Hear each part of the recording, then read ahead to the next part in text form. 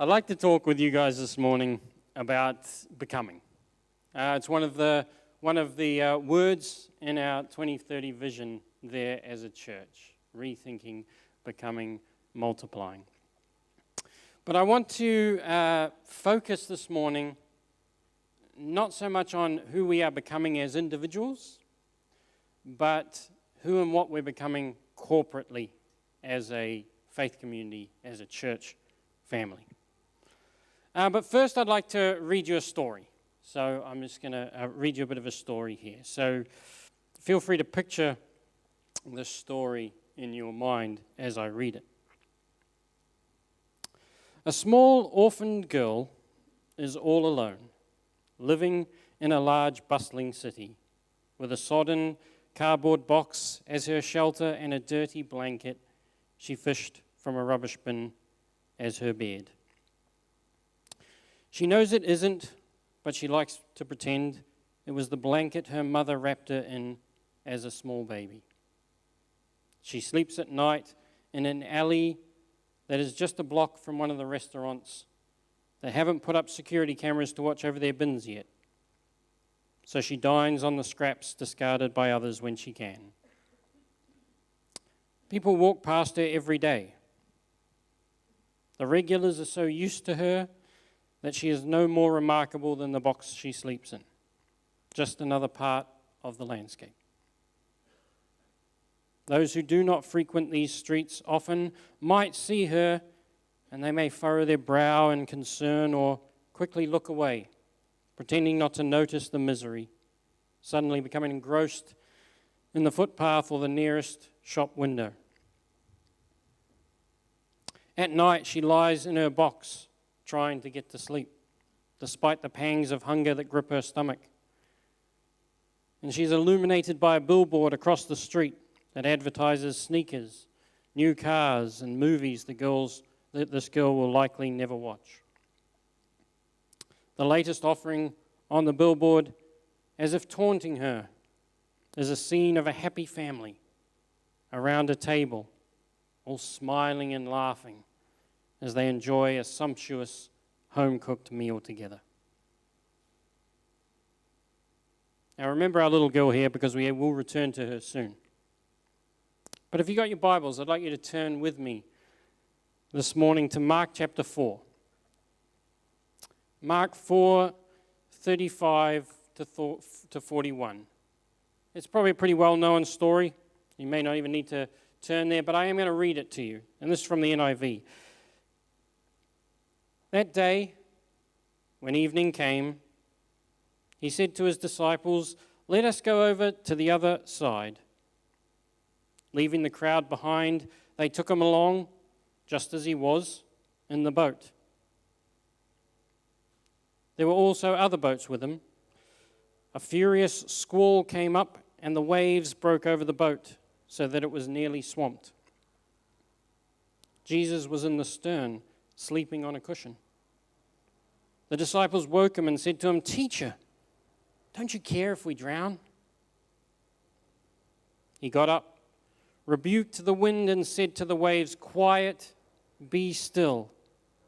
Then the wind died down, and it was completely calm. He said to his disciples, "Why are you so afraid? Do you still have no faith?" They were terrified and asked each other, "Who is this? Even the wind and the waves obey him." Now, obviously, this is an absolutely remarkable story that the apostles have captured for us here because it shows that Jesus did not only have the power over demons, over food, over the hearts and lives of the people he touched, but here he was having power over the very wind and waves themselves. But what we do see here is the disciples become focused on the storm. instead of focused on the one they are following. Remember, it is Jesus who said, let us go over to the other side, and the disciples climbed in the boat and went with him.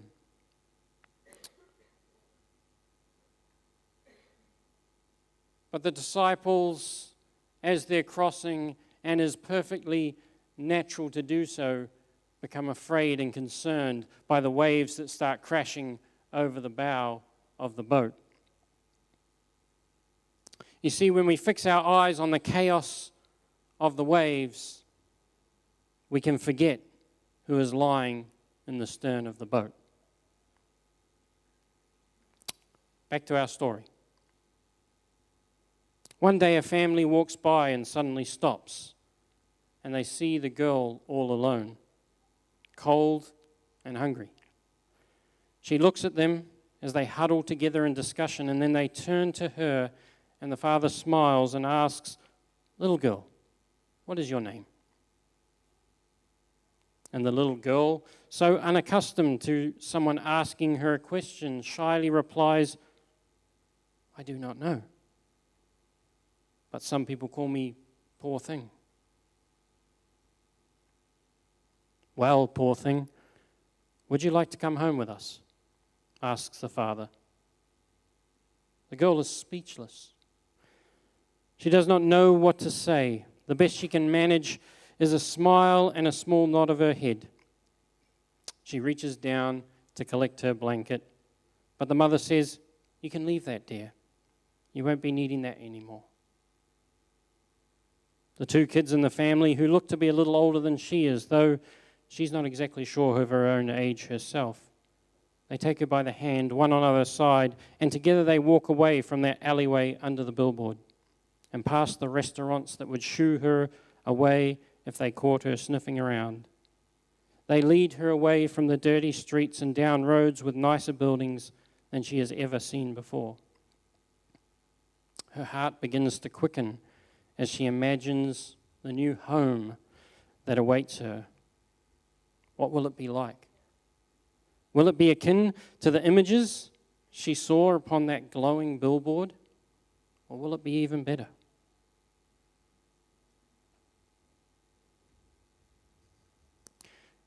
As a church, when we think about who we are becoming, just like the disciples, we can become fixated on the chaos of the world around us or on the needs of the people around us, and those things can actually consume our attention and direct our path. But if we fixate on the world, we will not become like Jesus.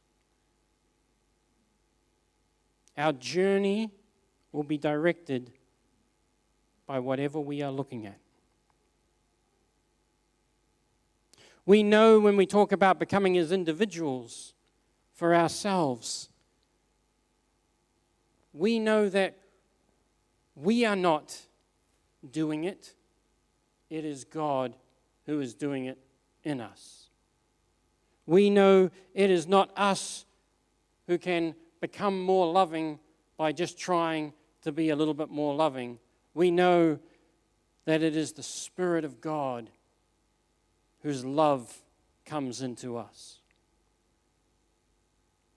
We know it is not us, but we cultivate a life that the Spirit is welcome to inhabit and where that fruit can grow.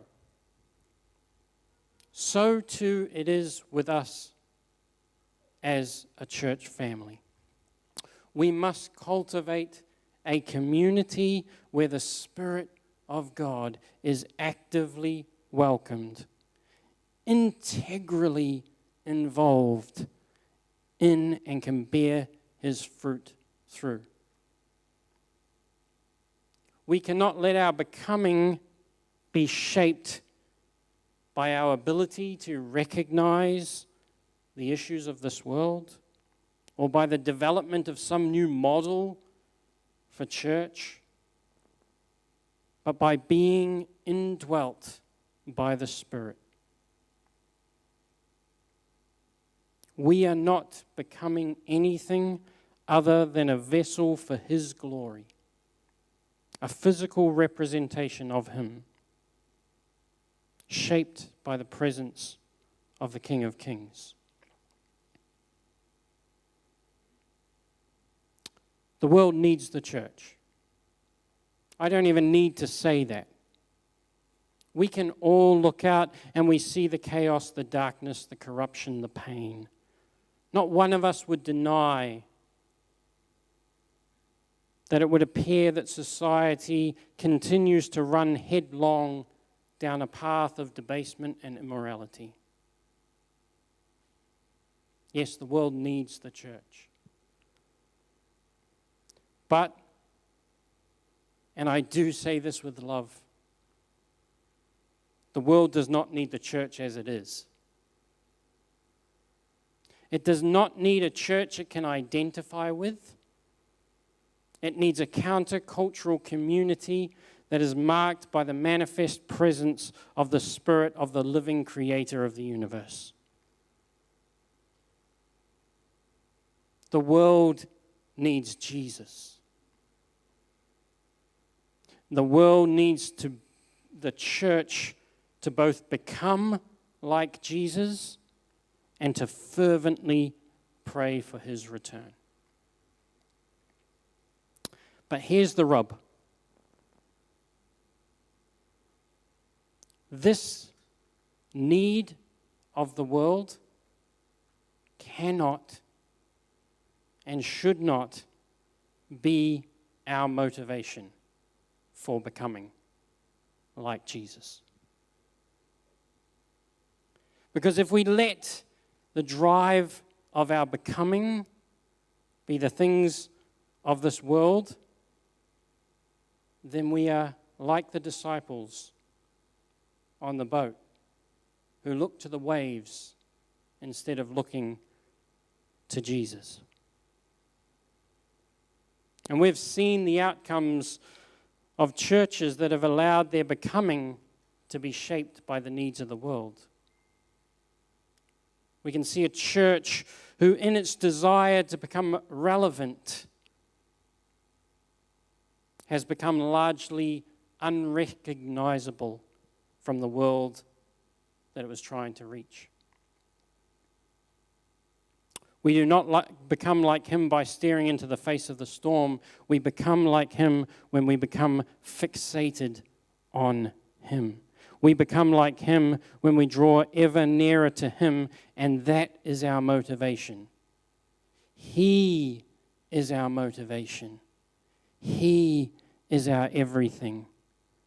He is the one that we are desperate for. As a church, we need to rise above the things of this world and fix our faces firmly upon Him, because He is the one that our hearts desire. The world needs us as the church to completely fall in love with Jesus, to become infatuated with Him, and to want nothing more than to be closer to Him day in and day out. But we don't do it for the world. We do it for Him. And if you're sitting here and you think that this is going to mean that we will just become insular and ignorant of the world around us, ineffectual to stand up and powerless in the face of adversity, if you think that it will make us neglect the plight of the oppressed and disregard the needs of our neighbors, then I'd encourage you strongly to expand your vision of our King Jesus.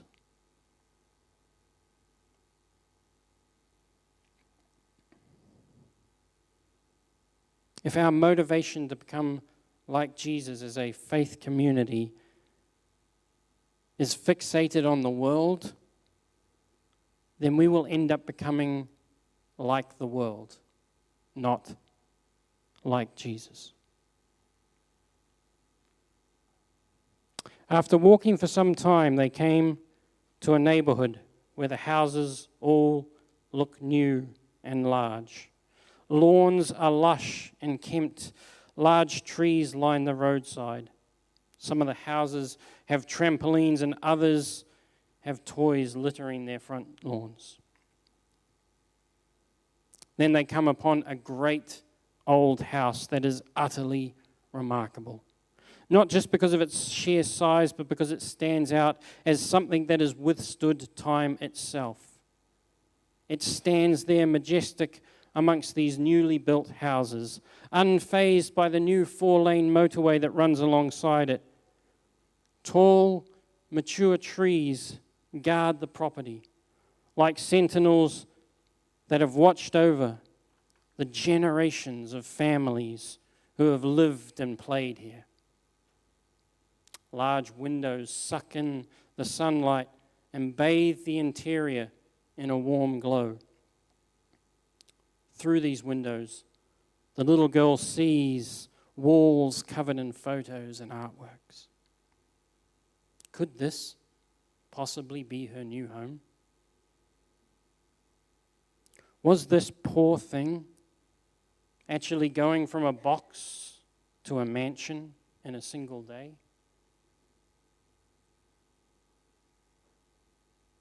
But the family does not slow down as they pass the gate that leads into this house. Instead, they continue to just next door, where the motorway passes over the road they are walking down.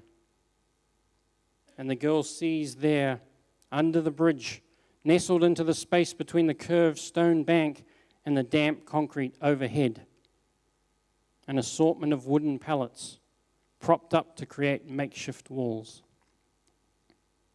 They pick their way through the rubbish that has been blown in under the bridge and collected at the base of the slope, and the mother pulls a large sheet to one side that is obviously a makeshift door.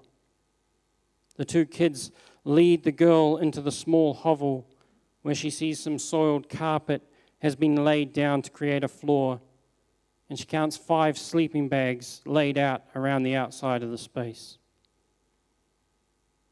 The father crouches down beside the confused little girl and says to her, "Welcome home."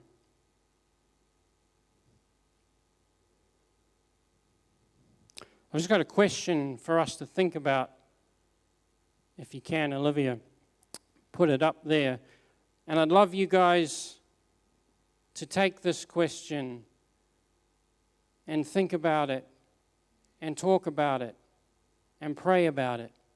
In what ways are we drawing nearer to God and becoming more like Jesus as a faith community?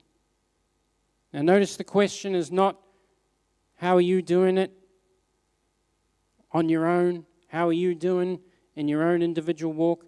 And believe me, that is very much a part of it. But the question is, as a faith community, in what ways are we drawing nearer to God and becoming more like Him?